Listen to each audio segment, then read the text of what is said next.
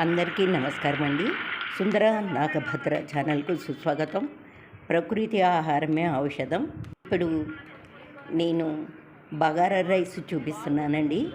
ఇది పెద్ద పెద్ద పెళ్ళిళ్ళు, పెద్ద పెద్ద ఫంక్షన్లో చేసిన వాళ్ళు చేసిందండి.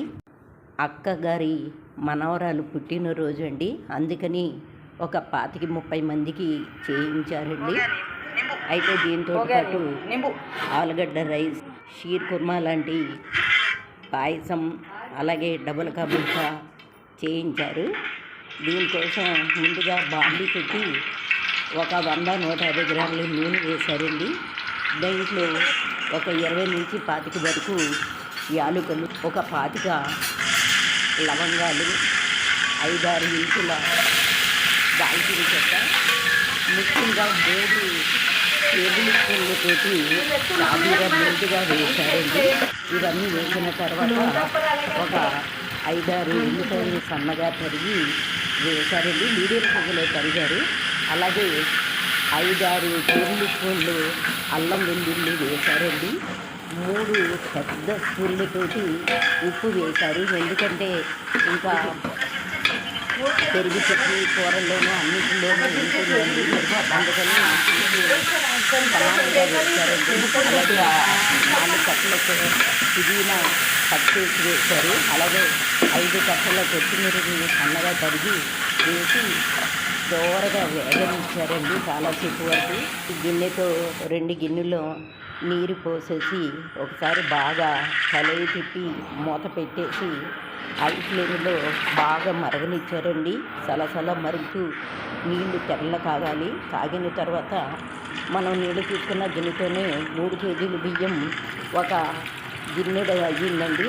గంట సేపు నానబెట్టారు. బాగా కడిగిన తర్వాత ఆ బియ్యాన్ని ఈ మరుగుతున్న నీళ్ళల్లో వేసేసి ఒకసారి కలిగి తిప్పి మూత పెట్టేశారండి. హై ఫ్లేమ్లో ఉడికితే మెత్తగా అవ్వకుండా ఉంటుందని హై ఫ్లేమ్లో ఉడకనిచ్చి రండి. తర్వాత మూత తీసి చూసే సగానికి కొంచెం ఉడికిందండి.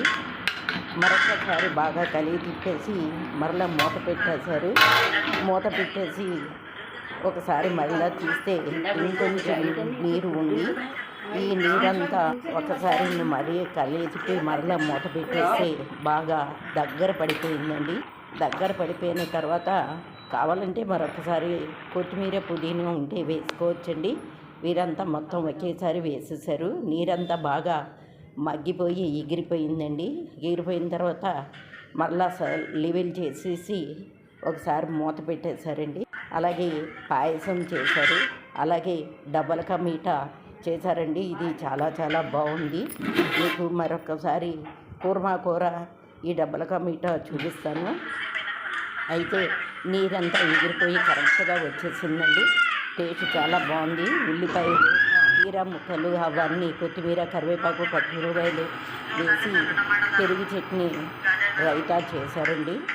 అలాగే కూర్మా ఉంటుంది. ఇంకా పిల్లలు బయట నుంచి కొంచెం తెచ్చుకుంటానన్నారు. అలాగే ఇంకా స్వీట్లు, వేరే ఫ్రూట్స్ ఉన్నాయండి. పుట్టినరోజు చాలా బాగా జరిగిందండి.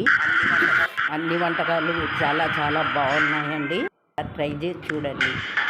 ఈ వీడియో నచ్చితే తప్పనిసరిగా లైక్ చేయండి, సబ్స్క్రైబ్ చేయండి. సర్వే జన సుఖ